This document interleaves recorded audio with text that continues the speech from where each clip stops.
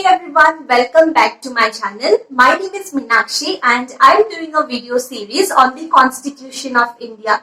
In one of my previous videos, I already discussed about an introductory part on the Preamble to the Constitution of India, where we discussed about the scope of the Preamble, what is the Preamble, what all things it contains and why is it important, whether we can make amendments to the Preamble or not.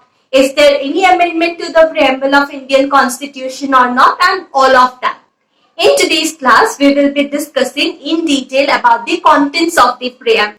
We all have read the contents of the Preamble multiple times in your lives, right? So, I am not going to read out the contents of the Preamble one more time, but in case you want to read it yourself, you can read it from here.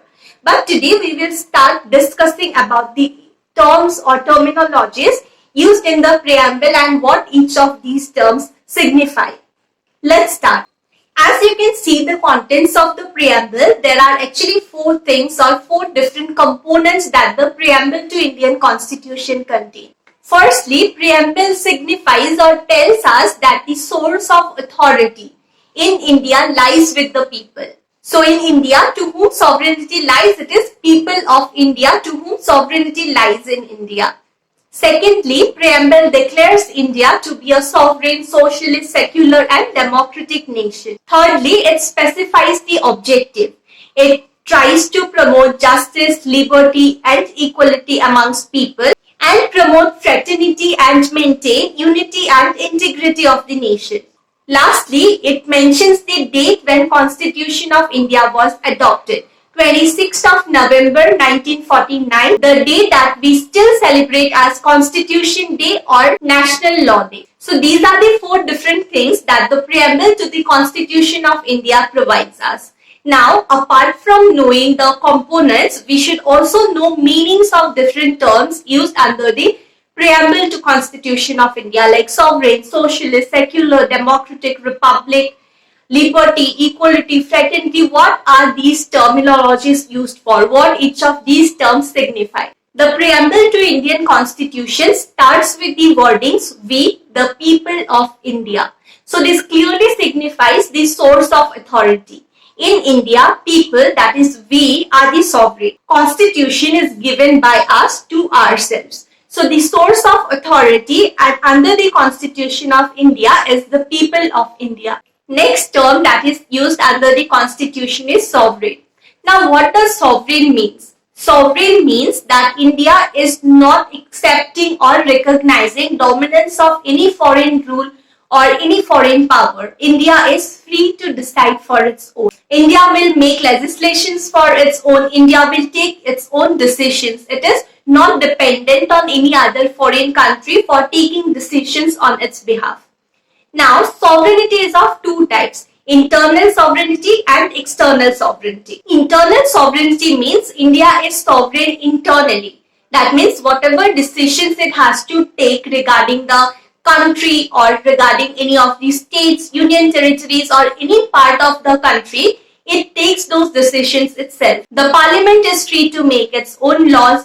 The executive will pass some orders, judiciary will pass its own judgments, its own decisions. Similarly, the state governments are also given powers in reference to certain subjects and they can decide on such subjects themselves.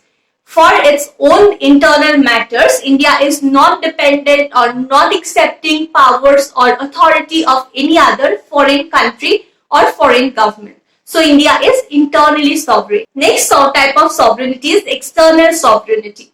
India is externally sovereign.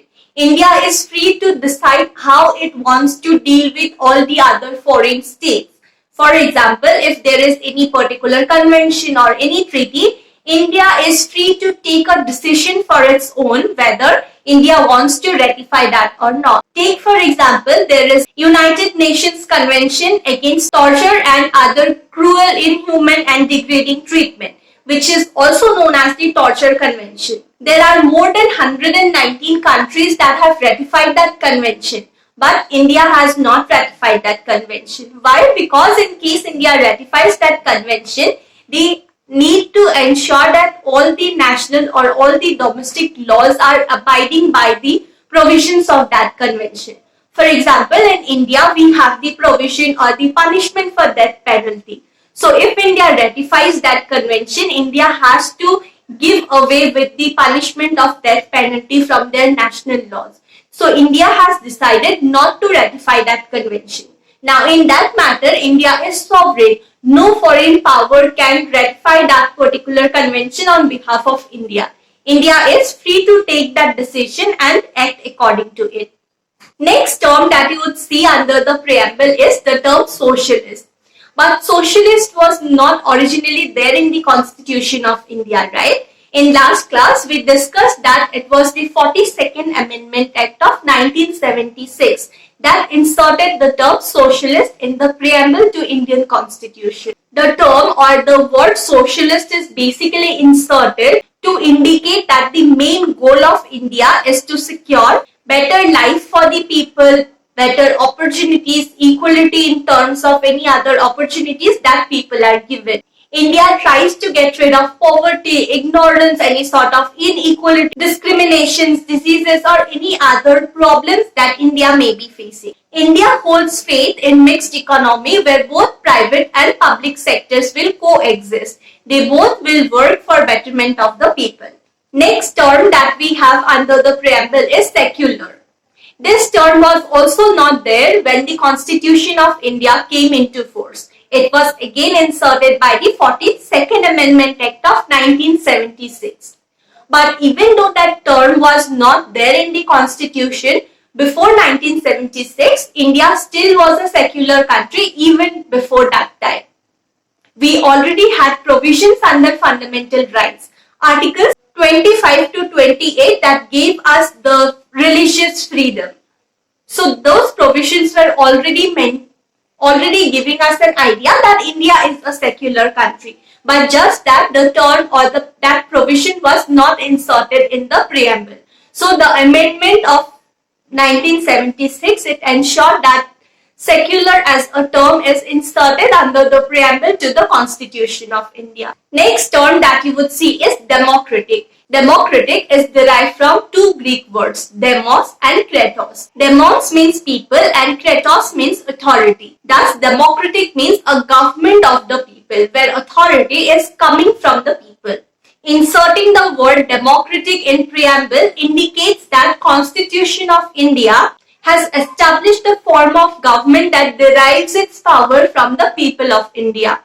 In India, supreme power lies with the people. After attaining the age of 18 years, we are free to vote and we are free to select our representatives, and then that person will represent our wishes and our aspirations. So in India, the supreme authority lies with the people and the government derives power from the people of India. Next term that we see is republic. So in India, the head of the state is elected directly or indirectly by the people of India. Head of the state is president. So president is not a hereditary monarch. Any person fulfilling the eligibility criteria or the qualifications is free to become a president of India. He will have a fixed tenure and he is not a hereditary monarch. So India is a republic country. Let's now move to the third component of the preamble to the Constitution of India. The first word that you would see is justice. There are three different types of justices mentioned under the preamble: social, economic and political. These three different types of justices, we get provisions under the Fundamental Rights Part 3 and under DPSP's Part 4.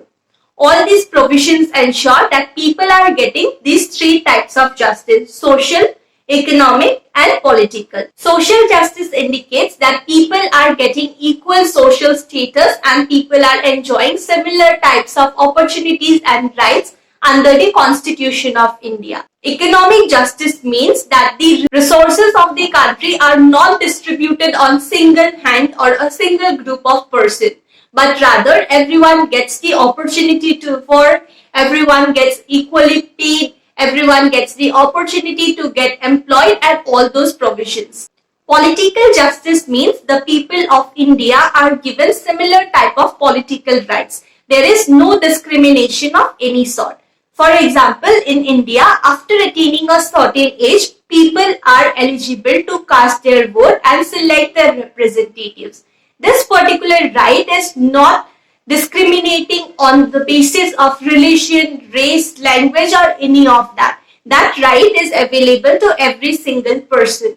Next term that we have is liberty. Liberty means absence of any restrictions or domination on the activities of people.